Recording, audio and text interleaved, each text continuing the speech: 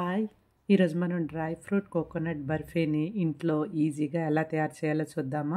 ఇది చాలా easy and tasty sweet అండి. దీనికి స్టవ్ వెలిగించవలసిన అవసరం కూడా లేదు. దీనికోసం ఫస్ట్ ఒక మిక్సీ జార్ తీసుకోండి. అందులో 1 కప్పు డెసికేటెడ్ కోకోనట్ అంటే డ్రై కోకోనట్ పౌడర్ అండి. ఇది ఎక్కడైనా అవైలబుల్‌గా ఉంటుంది.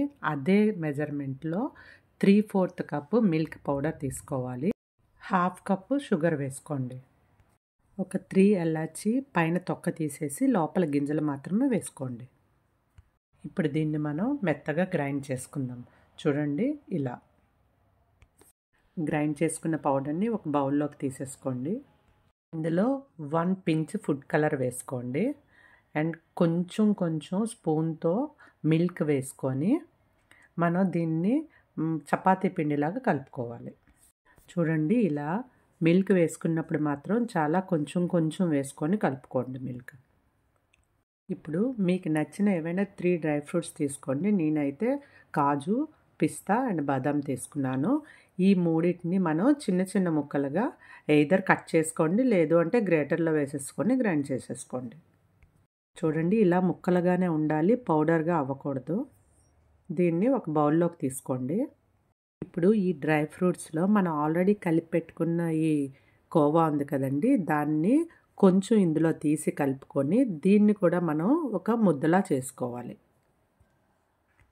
చూడండి ఇలా కొంచెం తీసి అందులో ఆ కోకోనట్ని ముద్దను వేసుకొని దీన్ని కూడా మొత్తం డ్రై ఫ్రూట్స్ అన్నింటినీ వేరే ముద్దలా చేసుకుందాం. చూడండి ఇలా మనకి ముద్దలా రావాలి. ఇలా చేసుకొని దీన్ని పక్కన పెట్టుకోండి.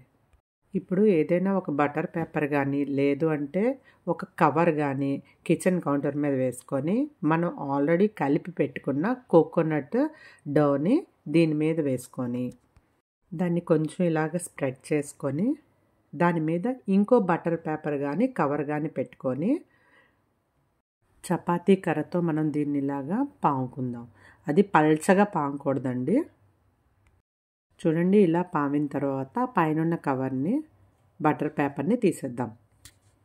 దీన్ని మనం ఒక షేప్లోకి తెచ్చుకోవడానికి 4 సైడ్స్ ఎక్స్ట్రా ఉన్నది కట్ చేసేసుకుందాము.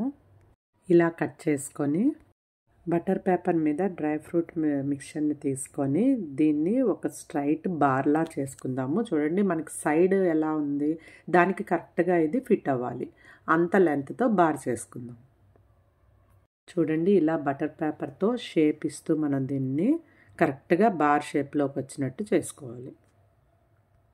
ఇలా చేసుకున్న డ్రై ఫ్రూట్ బార్ని దీని మీద ఇలా మధ్యలోకి పెట్టుకొని ఇలా మనం బటర్ పేపర్తో పాటు దాన్ని ఫోల్డ్ చేస్తూ దానికి ర్యాప్ చేసుకోవాలి. మొత్తం డ్రై ఫ్రూట్స్కి ఇదంతా రౌండ్గా ర్యాప్ అయ్యేటట్టు బటర్ పేపర్ యూస్ చేస్తూ మాత్రమే దాన్ని మనం రౌండ్ చేసుకోవాలి. చూడండి ఇలా రౌండ్ చేస్తూ ఒకసారి బటర్ పేపర్తో సైడ్స్ అన్నీ మనకి కరెక్ట్ షేప్లో వచ్చేటట్లు చేసేసుకుంటే సరిపోతుంది. ఇప్పుడు దీన్ని మనం మొత్తం రౌండ్గా ప్రెస్ చేసుకొని మొత్తం మనకి ఇలాగా షేప్లా వచ్చేటట్టు రౌండ్ చేసేసుకోండి బటర్ పేపర్ అంతాను. దీన్ని ఫ్రీజర్లో 10 మినిట్స్ పెట్టుకోండి. మనం ముందు షేప్ రావడానికి సైడ్స్ అన్నీ కట్ చేసి తీసేసుకున్నాం కదా, దాన్ని మనం ఇలాగా షేప్ చేసుకొని ఈ డ్రై ఫ్రూట్ మిక్చర్ని అందులో చిన్న బౌల్లా పెట్టుకొని మొత్తం కవర్ చేసేసి దీన్ని మనం లడ్డూలా కూడా చేసుకోవచ్చు.